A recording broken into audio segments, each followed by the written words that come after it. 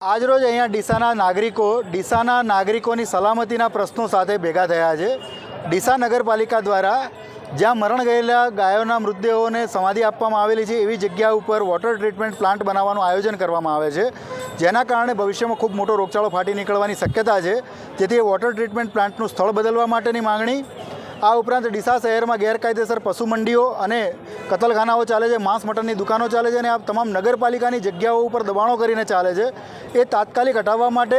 Police પણ એના વિરુદ્ધ કાર્યવાહી કરે, ફૂડ સેફ્ટી ડિપાર્ટમેન્ટ કાર્યવાહી કરે એ માગણી સાથે આ ઉપરાંત ડીસા શહેરના નાગરિકોને, બાળકોને, વૃદ્ધોને રખડતા પશુઓના કારણે કાયમી જીવનું જોખમ છે અને ડીસા નગરપાલિકા આ બાબતે કોઈ વ્યવસ્થા કરતી નથી।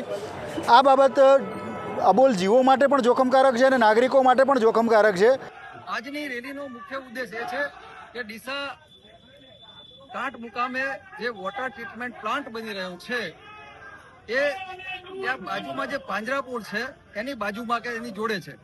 તો સ્વાભાવિક છે કે ત્યાં મૃત પશુઓના કારણે બેક્ટેરિયલ વાયરલ ઇન્ફેક્શનના પ્રશ્નો રહે, સોઇલ કન્ટામિનેટેડ હોય, એટલે એ બાજુમાં જો વોટર ટ્રીટમેન્ટ પ્લાન્ટ બને તો ભવિષ્યમાં ડીસાના નાગરિકોનું સ્વાસ્થ્ય એ જોખમમાં મૂકી જાય। અને આપણે વારંવાર જોતા હોઈએ છીએ એમ કે પહેલા રોડ બનાવે, પહેલા તો વર્ષો સુધી બનાવે નહીં અને બનાવ્યા પછી યાદ આવે એમને કે ખોદો, અહીંયા તો પાઇપલાઇન બાકી છે, અહીંયા તો ગેસ લાઇન બાકી છે, તો વારંવાર એક રોડનું 10 વાર નવીનીકરણ કરવાનું અને કમિશન કટ્ટાને કબાડા કરવાની જે સિરસ્તો છે એને રોકવા માટે આપણી રજૂઆત એ છે કે ભાઈ વોટર ટ્રીટમેન્ટ પ્લાન્ટ કરતા પહેલા આરોગ્ય ખાતાને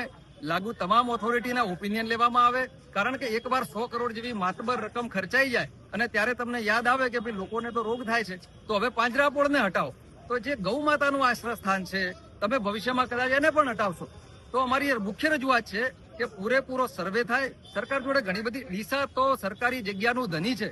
હું ડીસા શહેર પ્રમુખ તો છું, પણ મારી સાથે સાથે આજે